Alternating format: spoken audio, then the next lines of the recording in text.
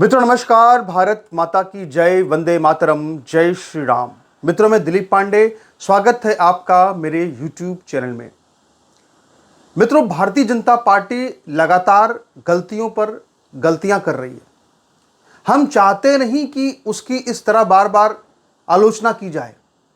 जैसा कि साध्वी रितंभरा दीदी माँ ये कहती हैं कि घर के कपड़े चौराहों पर नहीं धुलने चाहिए, तो हमारे पास तो कोई मंच है नहीं, हमारे पास तो यही मंच है, हम यहीं पर अपनी बात कह सकते हैं।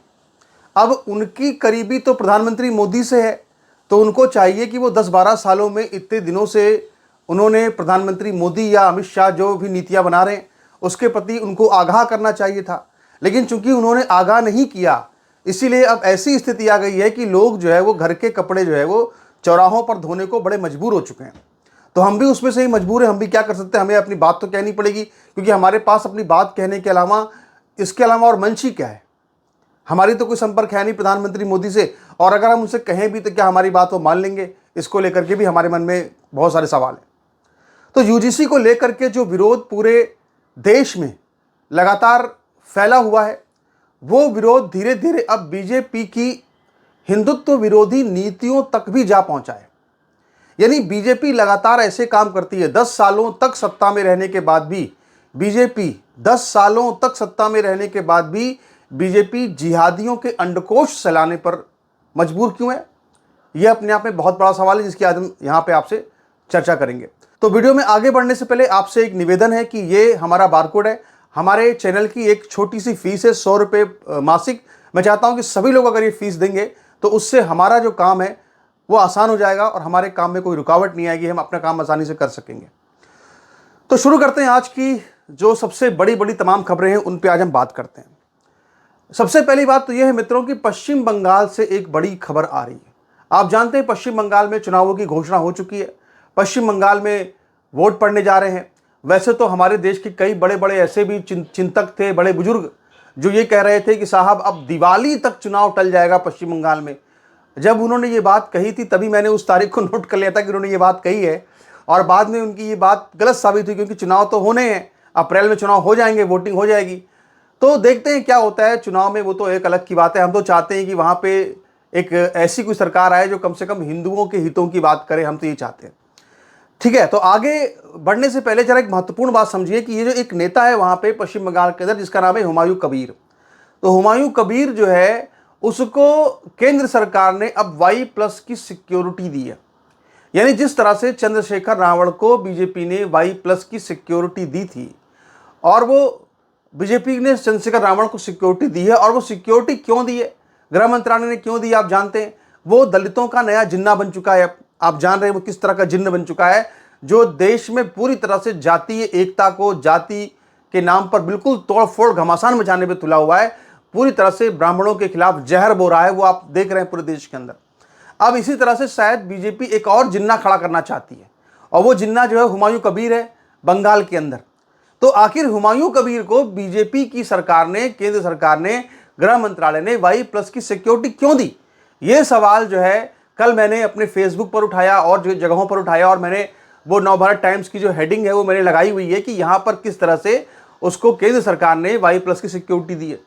तो वहां पे कई लोग आगे टिप्पणी करने के लिए मेरे ऊपर उन्होंने ये कहा कि साहब Y+ की सिक्योरिटी उसको केंद्र सरकार ने नहीं दी है, बल्कि वो हाई कोर्ट के आदेश पर मिली है।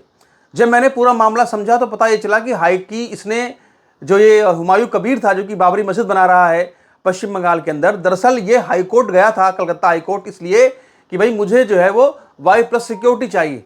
तो कलकत्ता हाई कोर्ट ने कोई आदेश नहीं दिया कि इसको Y+ सिक्योरिटी दी जाए या इसको सिक्योरिटी दी जाए। बेसिकली ये Z+ मांग रहा था, लेकिन कलकत्ता हाईकोर्ट ने कोई ऐसा आदेश नहीं दिया था। कलकत्ता हाईकोर्ट ने इसको निर्देश दिया हुमायूं कबीर को कि तुम जाकर के अपना केस गृह मंत्रालय में लगाओ, वहां पर तुमको मिलनी चाहिए, वहां पे बात करो जाके। तो इसने गृह मंत्रालय में अपनी अर्जी लगाई, इसको Y+ सिक्योरिटी मिल गई।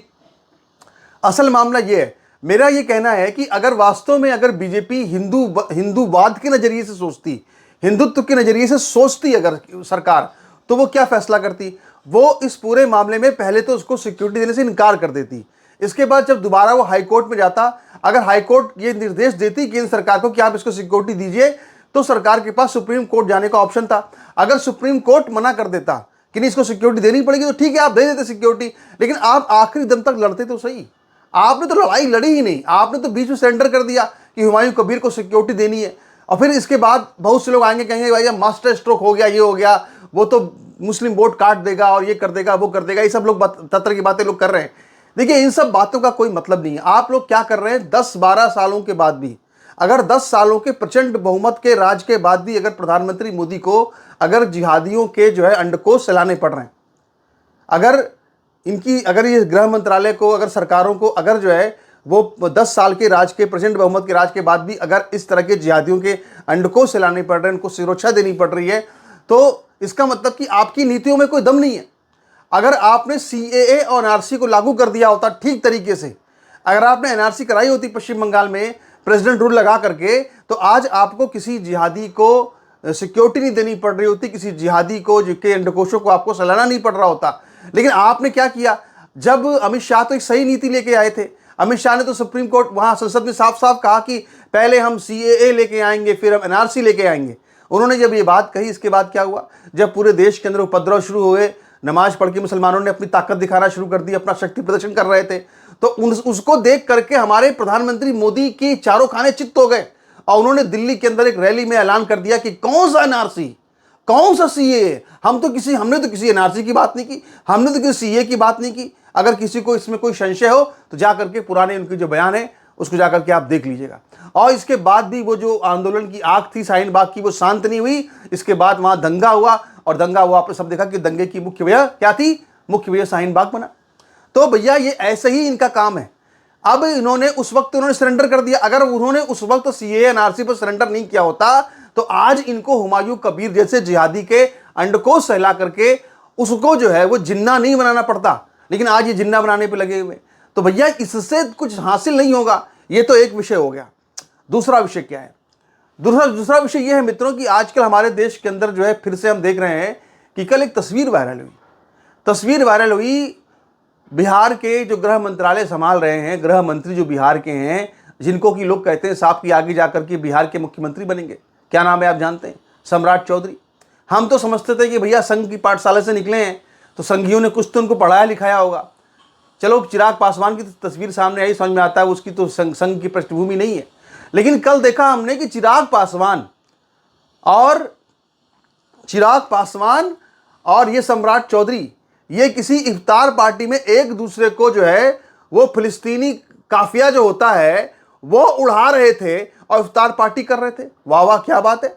मतलब वो पार्टी जो कि सार्वजनिक तौर पर सरकारी इफ्तार पार्टियों का हमेशा से विरोध करती आई है, उसके नेता खुद जाकर इफ्तार पार्टी कर रहे थे। और अभी बंगाल में जाकर के ये बातें करेंगे साहब हम तो हिंदूवादी पार्टी है, हिंदुओं को बचाना है, ये करना है वो करना है, सब तरह तरह के दावे करेंगे, आप देखिएगा।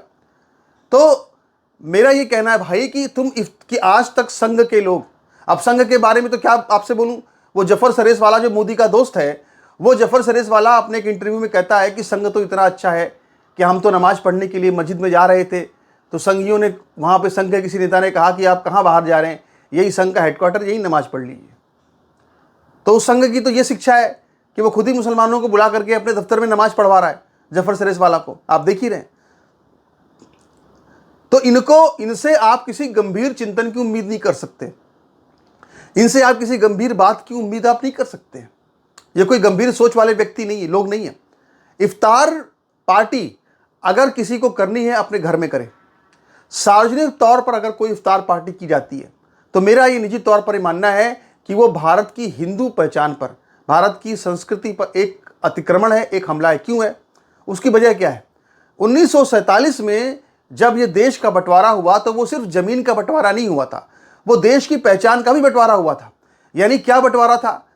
पाकिस्तान एक मुस्लिम देश है, हिंदुस्तान एक हिंदू देश है, और इसीलिए उस वक्त नेहरू भी था। इसके बावजूद भी देखिए संविधान की जो मूल प्रति है वहां पे भगवान राम की तस्वीर क्यों रखी गई? इसलिए रखी गई क्योंकि वो भारत की एक हिंदू पहचान की तस्वीर है, क्योंकि भारत एक हिंदू पहचान है, इसलिए वहां पे भगवान राम की, सीता की, माता सीता की, लक्ष्मण की तस्वीर क्यों लगाई गई? इसलिए लगाई गई क्योंकि वो भारत की हिंदू पहचान है। ये बात सदैव साबित होती रहे। लेकिन देखिए किस तरह से कांग्रेस पार्टी ने उस मूल प्रतीक को, पहले तो उस मूल प्रतीक को छापना बंद करा दिया, गलत किया। वो पूरी तस्वीर के साथ संविधान छपना चाहिए, जो नहीं छपता है, ये सबसे बड़ी दुख की बात है। तो जब भारत की पहचान एक हिंदू पहचान है, तो उसमें अगर आप जो है इफ्तार पार्टियां पब्लिकली कर रहे हैं, तो इसका मतलब क्या है कि आप अगर गंगा नदी में जाकर के इफ्तार पार्टी कर रहे हैं, अगर आप किसी झील के किनारे जाकर इफ्तार पार्टी कर रहे हैं, अगर आप पब्लिकली जाकर सार्वजनिक तौर पर इफ्तार पार्टी कर रहे हो और उसमें, तो इसका मतलब क्या है कि वो सीधे सीधे भारत की हिंदू पहचान पर एक अतिक्रमण है, भारत की हिंदू पहचान पर एक हमला है।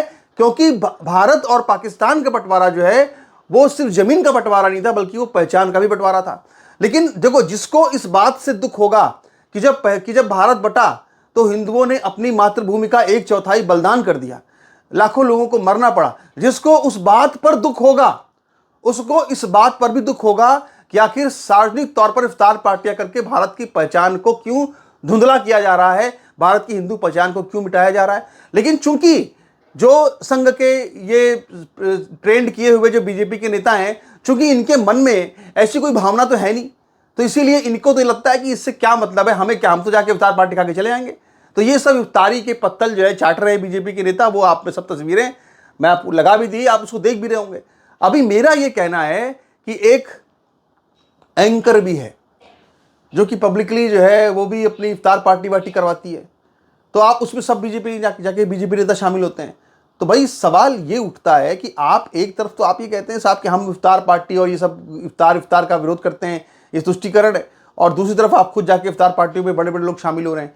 तो इससे क्या समझ में आता है? इससे ये समझ में आता है कि बीजेपी के खाने के दांत कुछ और, दिखाने के दांत कुछ और, जो नहीं होना चाहिए, जो नहीं होना चाहिए। क्योंकि हम आज भी यही सोचते हैं कि किसी तरह से यूजीसी का मसला खत्म हो, किसी तरह से सामान्य वर्ग की जो मांगे हैं वो पूरी हो जाएं, उनकी जो मांगे जेन्युइन है वो पूरी हो, और इसके बाद फिर से देश हिंदुत्व के रास्ते पर लौटे, हम लोग हिंदुत्व की बात करें। लेकिन ये क्या कर रहे हैं, इनको अभी देखो कल 19 मार्च से कल सुनवाई होनी है, कल पूरे दिन हमारी नज़र रहेगी इस पर क्या होने वाला है। लेकिन हमें दुख होता है कि अगर कल भी अगर बीजेपी या मोदी सरकार ने कोई सही फैसला नहीं लिया या कोई सही बयान अगर कोर्ट में नहीं दिया, तो जाहिर सी बात है कि यह आंदोलन की आग और भड़केगी और नुकसान होगा। और जो गजवाई हिंद जो है वो 2047 में और 50 में होना है ना, वो 10-20 साल में हो जाएगा। तो ये इसकी सबकी जिम्मेदार बीजेपी होगी, इसकी सबकी जिम्मेदार गृह मंत्रालय होगा, इसके सबके जिम्मेदार जो है अमित शाह होंगे। उनको अपनी नीतियां सही करनी पड़ेंगी, अपने नेताओं को ट्रेंड करना पड़ेगा, नेताओं को नसीहत देनी पड़ेगी। और जो लोग इस तरह की हरकतें कर रहे हैं, वादा खिलाफी कर रहे हैं देश के साथ, जनता के साथ में इफ्तार पार्टियां करके, उनको पार्टी से निकाला जाए। और इससे एक बात और साबित होती है कि ये जो सम्राट चौधरी है, जिसको कि लोग बड़े फन्ने खां बता रहे थे, ये कोई फुका हुआ नेता ये भी निकला, ये भी इफ्तार पार्टियां कर रहा है। इफ्तार पार्टियां करने वाला कहाँ से हिंदू नेता बन जाएगा भाई? तो ये सब इनकी हालत है, आप देख लो खुद क्या इनकी स्थिति है। बाकी आपके इस पर क्या विचार है, टिप्पणी अपनी कीजिए और अपनी बात रखिए। वीडियो को लाइक कीजिए, वीडियो को शेयर कीजिए, चैनल को सब्सक्राइब कीजिए। और जो मैंने आपसे शुरू में अपील की थी, हमारी छोटी सी फीस एक है 100 रुपये की, हमने मासिक एक चार्ज लगाया हुआ है, वो आप ज़रूर पे कीजिए ताकि अपना काम हम सही तरीके से हमेशा कर सकें। नमस्कार, धन्यवाद।